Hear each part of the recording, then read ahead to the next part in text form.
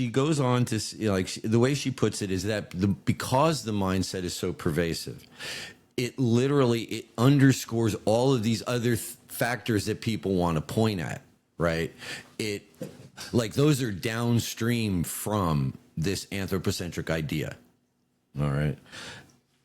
Now, one of the things that tied into another discussion that we had on our podcast, remember when we talked about Walter Lippmann and Edward Bernays, right? And that propaganda model, and how, in my mind at least, that ties back to the voice of Mother Culture, how the stories get disseminated through all the people.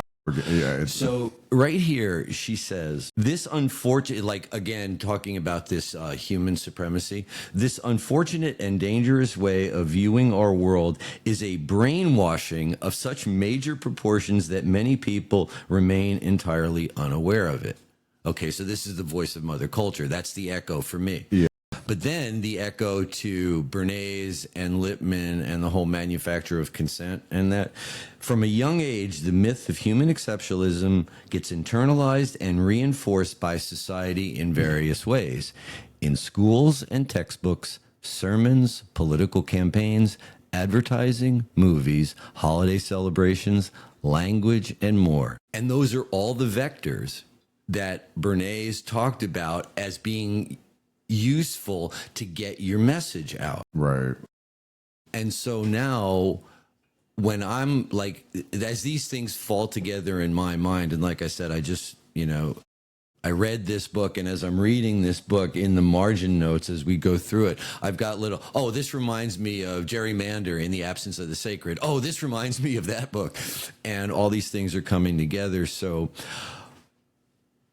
but all right, there's two things that I want to separate out. One is that propaganda model that we talked about, and how the story of human exceptionalism follows the same path as the story of any advertising, any new product that's coming out, or an interpretation of a news event that we won't touch on. Yeah.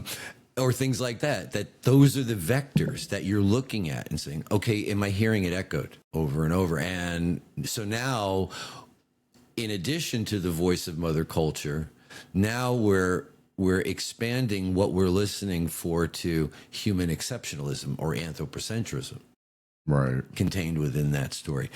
One of the things you kind of stopped, but that quote you just read, she continues, the human exceptionalism has even seeped into our sciences, which is a part of a lot of the theme of the book overall, is just, how even scientists who are studying these things are still looking at it through this lens of human exceptionalism, which is what, partly why a lot of our science is not necessarily, we'll just say correct or complete. How about complete? Yeah, I would say complete. Yeah, it's never really complete in that, but it's the fact that, I think she mentions it in this, it's pretty soon here, but just, the fact that we test chimpanzees in captivity, which is not their natural environment. So if you were captive, you wouldn't behave the same way that you're behaving right now. Right, which later on, I mean, we're still in the intro, but later on she does tie that to the fact that, a prisoner, a human, Homo sapien prisoner, is not going to be the same. Do the same study on both of them. There's going to be differences because he's not in his natural environment. Yeah, so studies that would be conducted in prisons might not be representative of the population as a whole.